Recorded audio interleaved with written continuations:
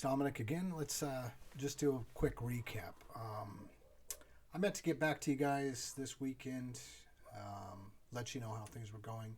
I am actually doing very, very well. I had a green week last week. I actually had a green day every day out last week. So we're going to take a look at that and just do a quick recap and tell you guys how we finished off the week and how we started this week because today is Monday. So hold on just a minute and we'll get right back to you on that. Hold on. All right, so let's take a look at how we did last week. Last week was the 16th through the 20th. I had green days all week. We got 45 on the first day, 80 on the second day, $100 for Wednesday and Thursday, and then we finished the week out with $140. Actually, my biggest day was $140 on Friday. So it was a pretty good week. Our finished total right here, you guys can see I'm actually only $110 from passing this into a funded account. So that is fantastic. This is actually the best I have ever done. This is the farthest I've ever gotten. And I want you guys to keep in mind, I could have funded a ton of accounts. That's not the deal here. I could have gambled and funded account after account after account. That is not what I've been trying to do. What I have been trying to do is to get to this point right here that you can see. I started this account on November 18th. I had 1 week completely no trading whatsoever. Kept trading, and you can see I've had 1, 2, 3, and then today was my fourth red day out of 1, 2, 3, 4, 5, 6, 7, 8, 9, 10, 11, 12, 13, 14, 15, 16, 17, 18, 19, 20 days of trading. I've had 4 red days out of 20 days. That's what I'm trying to get to. This is the culmination of all I've been training for. This is coming down to me actually becoming a profitable trader that is showing some consistency. And what it has taken is it's taken me not overtrading. And interestingly enough, let's look over these. If we look down here, the days that I've traded more than 3 trades in a single day are my negative days. Except for this Friday, I just took a loss because I just didn't feel it and I wasn't messing with it. But here, 5 trades, negative $30. 5 trades, negative $95. 10 trades, negative $225. So you can see consistently when I trade more than 3 trades, that's when I'm having a bad day. And you guys might say, well, just don't trade more than that. Well, here's the issue. These days that I trade more than 5 or more than 3 trades is because I have all of these losses. And these losses don't come before the wins. The losses come before the wins, not vice versa.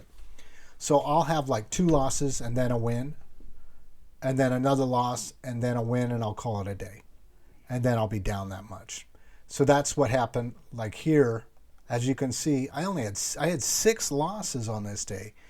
That was me taking trades that I should have never taken. And so I tried to learn from that, and I've done pretty good. Today, in fact, one of these losses right here was on a trade I should have never taken. And I wish I could show you guys, but I can't really. I took notes on some of my other trades throughout last week. We could go over them. It's no big deal. But today, for instance, we can go over my trades today, basically. But I'll just give you the ground, like I'll just grind it all down or summarize how today went. So today had a kind of a sideways moving market, so I didn't really care for it. But keep in mind, I'm only $110 starting out today from passing this funded account. So I was really looking forward to getting in a good trade, and just all I needed was 6 points. So just get 6 points and be done for the day, and just pass my account. So that's really what I was looking for. I got into one trade, my first trade I got into, and this is how it all works. I opened up the markets. I saw them going sideways. I was like, okay. And I stepped away from the computer for a little while to go do some other stuff.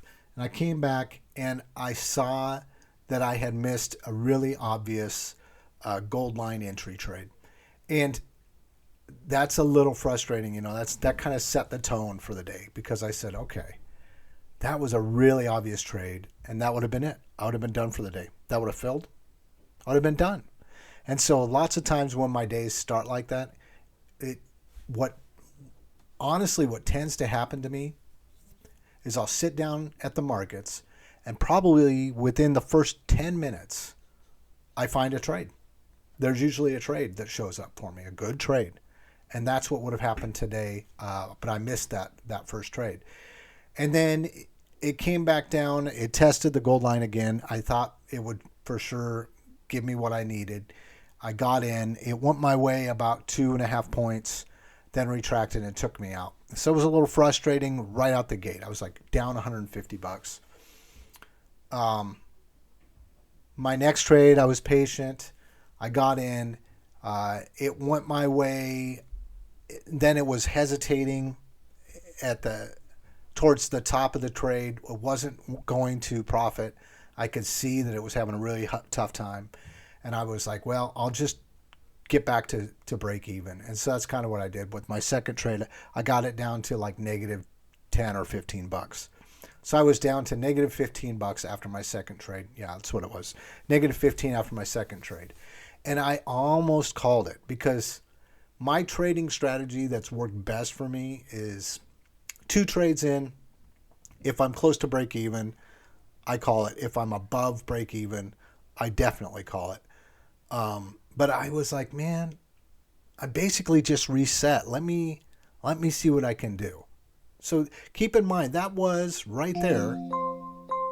That was 2 trades in, and I was at negative 15. And I had 1 win and 1 loss. Now you can look at my overall record for the day, and you can see that I did a total of 5 trades with only 2 wins and 3 losses. And I'm down negative 30. Each of these losses were basically max losses. My max loss is $150. So what happened was it did a new high. It came down. It bounced on the gold line and gave me the indication that it wanted to go north for me. So it was a long entry. I got into my third trade, and it utterly failed. It just failed. It didn't even try to go my way at all. It just failed. Then and this is where so that was my third trade. So my fourth trade was one where I jumped the gun and I went back to one of my old habits that I used to do.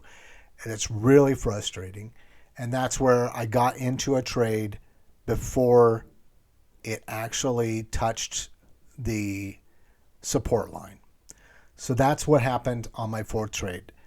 The market came down. I was looking for a bounce on the red line because I fully expected this thing to turn back around and go all the way back up and either get to the all-time high of the day, or at least back up into the zone where it had made new highs.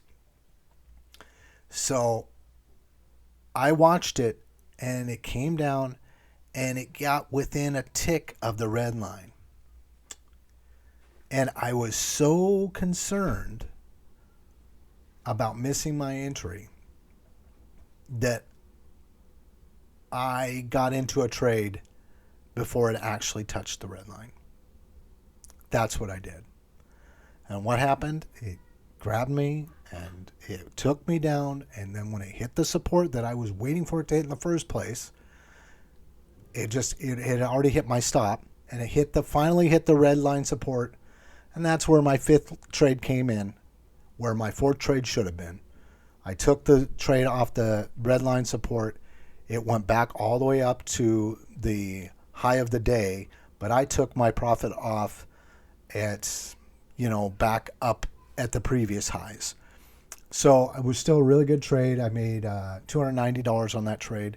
So almost 30 points. No, 15 points. It was a 15-point trade. And it got me back to negative $30. And I said, yeah, that's it. I got to stop. And so I stopped. So I'm happy with where this ended up. I would have been happier if I had followed my rules, because then I'd be positive for the day and maybe even have fun to the account. But I think that's going to be it for the rest of this year. And hopefully, look, guys, we're so close. I'm $160 from my target. So hopefully by next year, we should have a funded account. All right. Hey, thanks for listening. And hopefully you guys are all trading green out there and being smart. I'll catch you guys on the next one. Bye.